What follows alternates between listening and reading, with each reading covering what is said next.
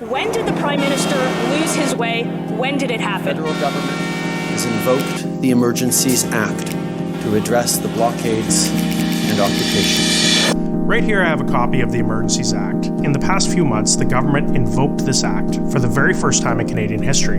And this law gives the Government of Canada the ability to curb the civil liberties of Canadians. The government used the Emergencies Act to suspend the right to protest and to seize the bank accounts of those involved with the protests without just cause. This is really unprecedented. I know we've been using that word a lot lately with the pandemic. It's unprecedented. Well, it's really unprecedented that the government used the Emergencies Act. This week in Parliament, the Government of Canada has fulfilled a requirement of the Emergencies Act, which means that they had to call a public inquiry within 60 days after the revocation of the Emergencies Act. So they basically waited until the last possible minute to appoint a commissioner to get this inquiry started. Now, the purpose for this inquiry is to hold the government accountable, to see if it was, one, appropriate to use the Emergencies Act in the first place, and to look at the measures that the government used in the Emergencies Act to say if they were appropriate in their use against Canadians.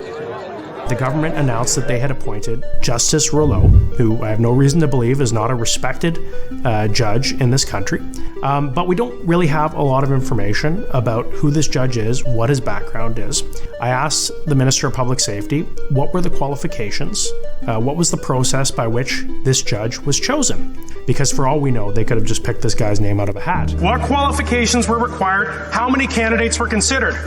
He's familiar with the principles of ensuring that there is a balance between cabinet confidences and making sure that he has the information that he needs to review. His answer was very telling. One of the answers that he gave is that the judge understood the need for a balance between transparency and respecting cabinet confidentiality. There is a balance between cabinet confidences and making sure that he has the information that he needs to. All over the course of this past week, Conservatives have been demanding the government tell us whether or not they're going to give the information and the evidence that they use to justify the Emergencies Act.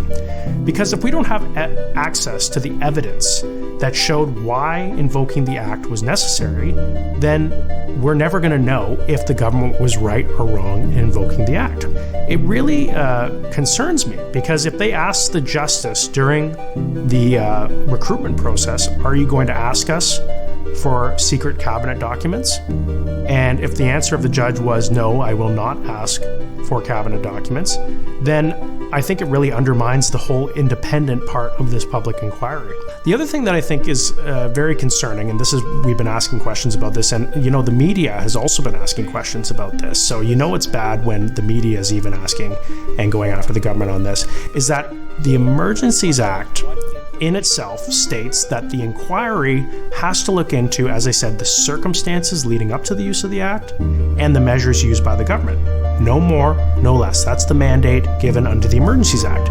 But then the government also puts in some other points that are not in the Emergencies Act. They say that the commissioner must look into the protesters, their motivations, their actions, their backing, must look into foreign involvement, crowdsourcing funding, what were the actions of police in the lead up, how did the police handle the situation.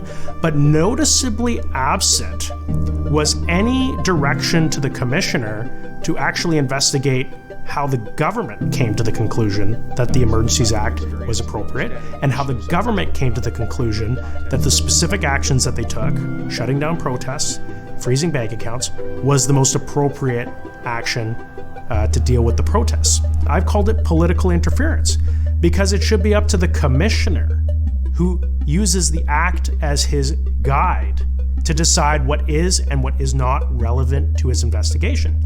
Now, the commissioner may very well decide that he needs to look into the protesters and their motivations, he needs to look into the crowdfunding, needs to look into ideologically motivated violent extremism, needs to look into the police. He very well might on his own decide that those are very important things to look at. But for this Liberal government to politically interfere by directing that the commissioner look at these things in the first place indicates to me, and I think to all Canadians, it's apparent to see, that this government has a vested interest in trying to control the outcome of this inquiry. Today, we as parliamentarians, the government, the commissioner, the opposition parties, members such as myself, we are making history in this country because we are setting the precedent on how this act will be used in the future. We're going to fight to ensure that we have a vigorous defense of Canadian civil liberties. We're going to fight to ensure that we hold this government accountable. And if they're going to do everything in their power to ensure that they don't have to be accountable to Canadians, we want to make sure that each and every one of you can see it for what it really is: a government that is trying to hide the truth from Canadians. Thanks for watching. I hope you appreciated this breakdown of what's been happening in Parliament this week. I'm looking forward to doing more of these videos. Please consider subscribing if you want to get more content like this. Thanks for watching.